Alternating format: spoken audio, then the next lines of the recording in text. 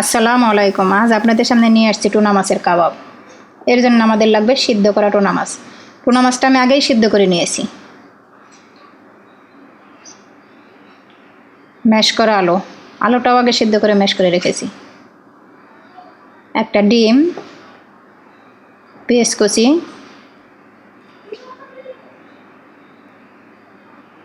আদা রসুন পেস্ট, কাঁচামরিচ কুচি, একটা লেবুর রসটা আমি নেব। ভাজার জন্য কর্নফ্লাওয়ার লাগবে, আর লাগবে স্বাদ মতো লবণ। আমরা এখন এগুলি হালকা ভেজে নেব।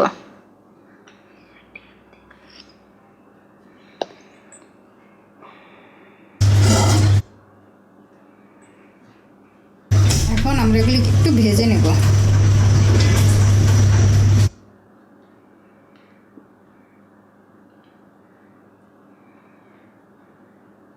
হালকা তেলে ভাজবো, বেশি তেল দেব না।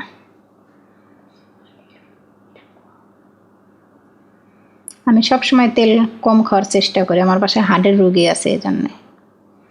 আর সর্ষের তেলটা বেশি খাওয়ার চেষ্টা করি, সয়াবিন তেলটা একটু কম খাই।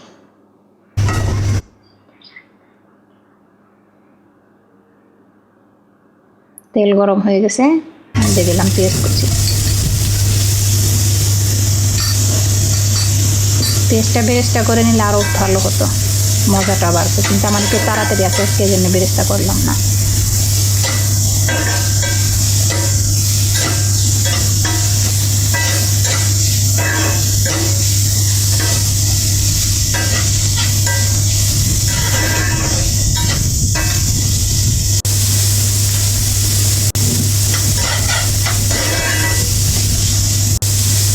পেঁয়াজটা খুব বেশি ভাজবো না, আমি অল্পই ভাজবো।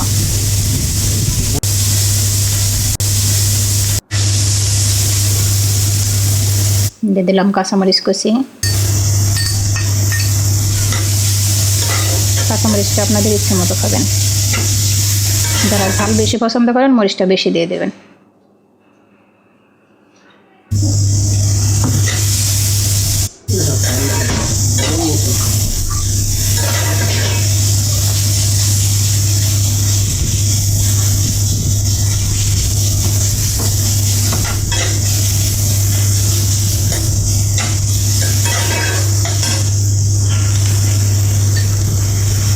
আদা রসুন পেস্ট,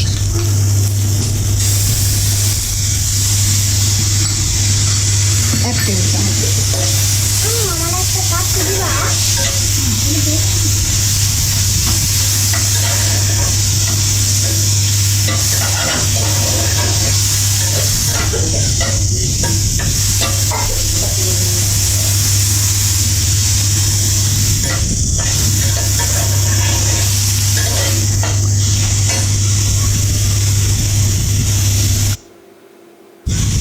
আর দিয়ে দিলাম স্বাদ মতো লবণ।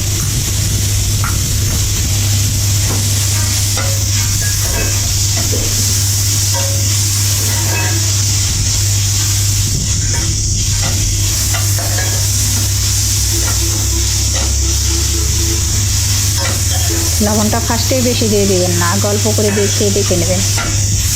লবণ বেশি হলে কিন্তু খাওয়া যায় না। এখন দিলাম সিদ্ধ করা টুনা মাছ। টুনা মাছটা সিদ্ধ করে কাটা বেছে নিয়েছি।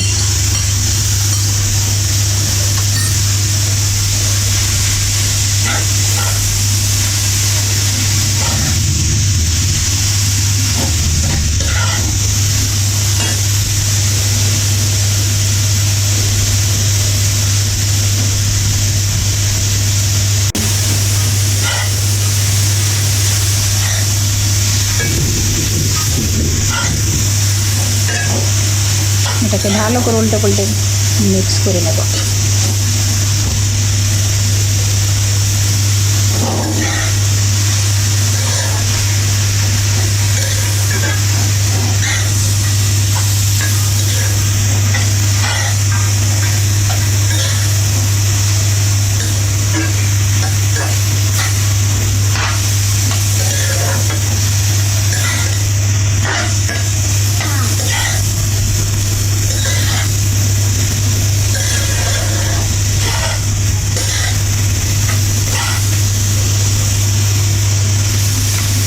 দেখুন প্রায়ই হয়ে গেছে, খুব বেশি ভাজবো না, হালকা ভাজবো।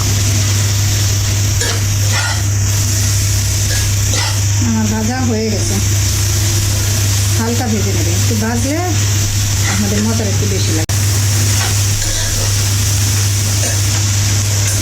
চুলাটা বন্ধ করে দিলাম।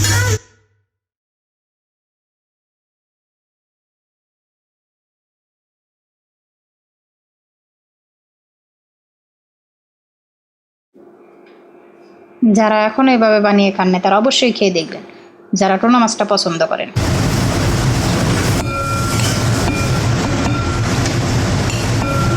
ভাজা টুনা মাছের মধ্যে সিদ্ধ করা আলুটা দিয়ে দেব।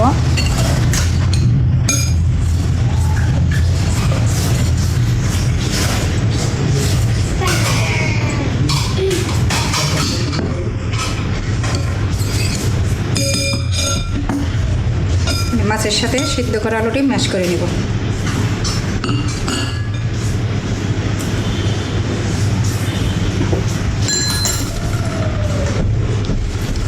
এখন এটাকে ভালো করে মেখে নেব। সিদ্ধ করা আলুটা না দিলে হয় কি, কাবাবের শেপটা আসে না, তাই সবসময় মাছের কাবাবের মধ্যে সিদ্ধ করা আলুটা লাগে। আর দিয়ে দিলাম লেবুর রস। লেবুর রসটা দিলে মাছের গন্ধটা চলে যায়।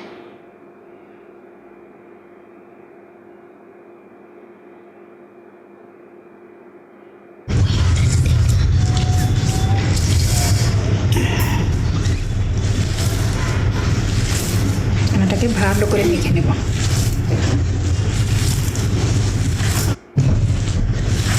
এবার ভালো করে চেটকে মেখে নেবেন, যাতে আলু আর মাছটা একসাথে মিশে যায়।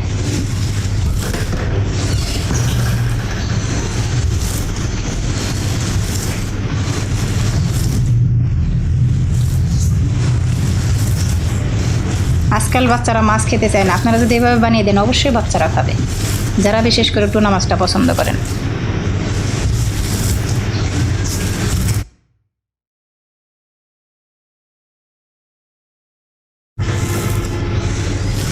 বিশেষ করে আমার বাচ্চারা তো এভাবে বানিয়ে দিলে খুব পছন্দ করে তারা।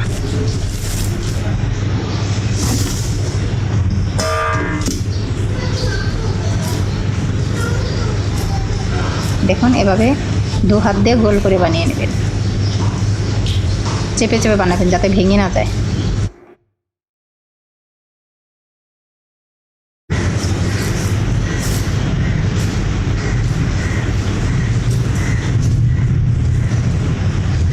এভাবে সবগুলি বানিয়ে নেব। হয়ে গেছে।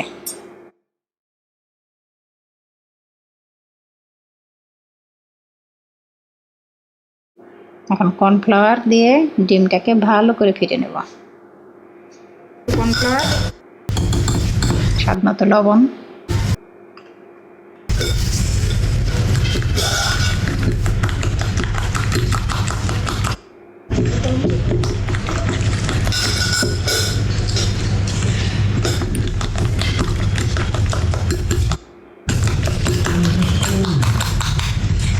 ভালো করে ফিরতে হবে যাতে ডিমের সাথে কর্নফ্লাওয়ারটা মিশে যায়।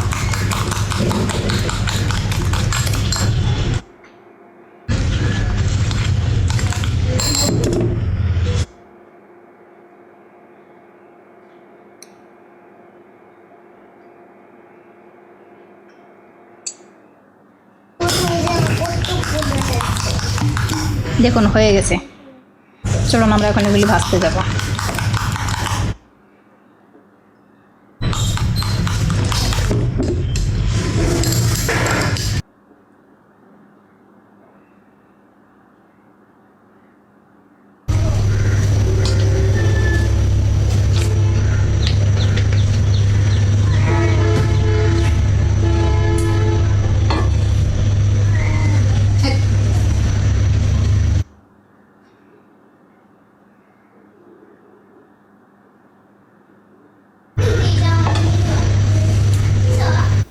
তেল গরম হয়ে গেছে, এখন ডিমে চুবিয়ে ভেজে নেব।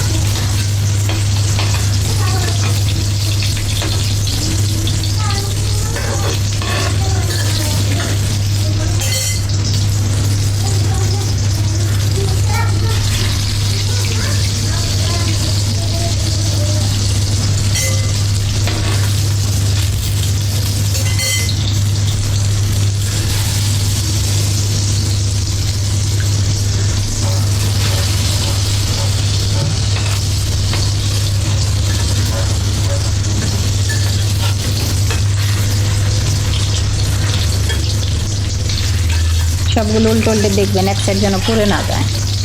অনেক সময় চুলার এক সাইডে জাল বেশি লাগে, এক সাইডে কম লাগে, এই জন্য সবগুলি দেখতে হবে।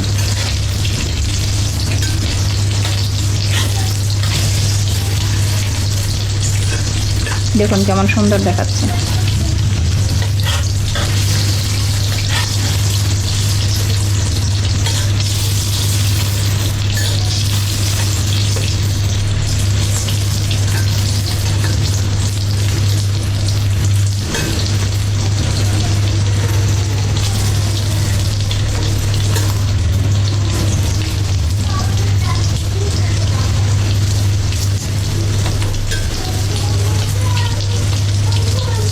আপনারা চাইলে তেল আরও বেশি দিতে পারেন, আমি তেলটা একটু কম খাই।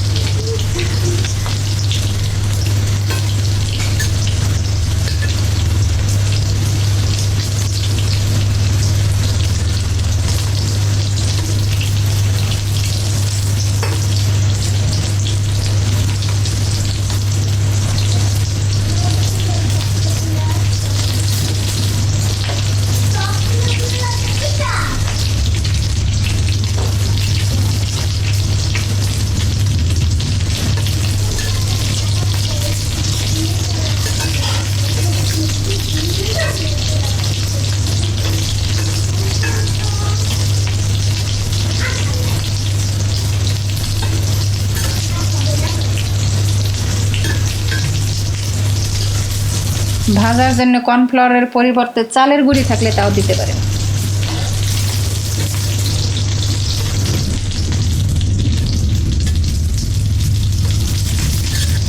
এভাবে যদি বিকেলে বাচ্চাদের নাস্তা বানিয়ে দেন, অবশ্যই বাচ্চারা পছন্দ করে খাবে।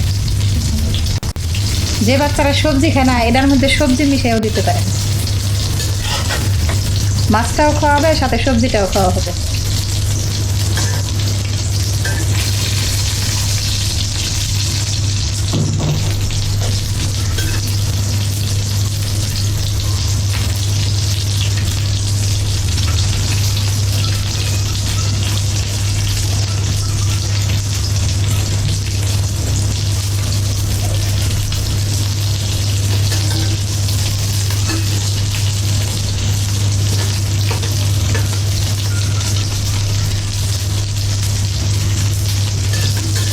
দেখুন প্রায়ই হয়ে গেছে।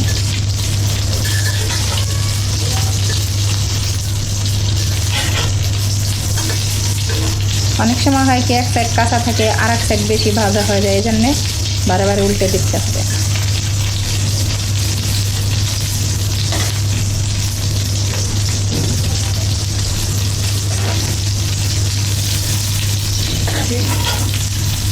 দেখুন কি সুন্দর কালার হয়েছে।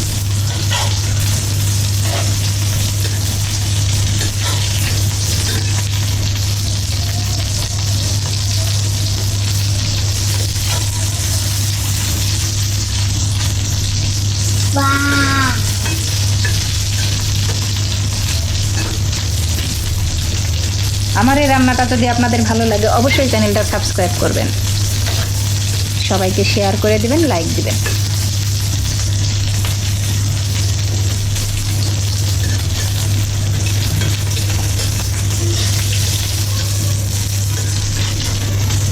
দেখুন হয়ে গেছে ভাজা। দেখুন কি সুন্দর দেখাচ্ছে।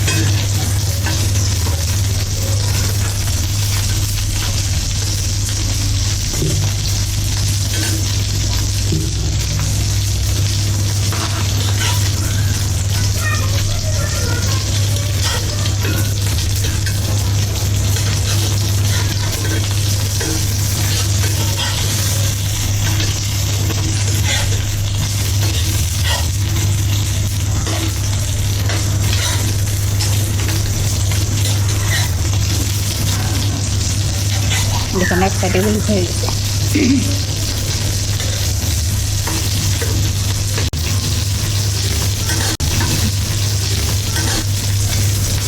আপনারা যারা এখনো খান না, এভাবে বানিয়ে অবশ্যই বানিয়ে খেয়ে দেখবেন একবার।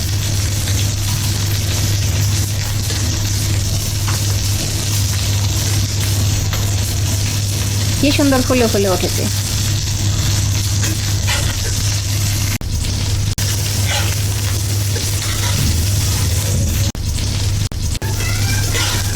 হয়ে গেছে সবগুলো, এখন উঠিয়ে নেব। দেখুন এভাবে যদি বাচ্চাদের সামনে সাজিয়ে দেওয়া যায়, আশা করি সব বাচ্চারাই পছন্দ করবে। পরবর্তীতে আপনাদের সামনে নতুন কোনো রান্না নিয়ে হাজির হব। আল্লাহ হাফেজ।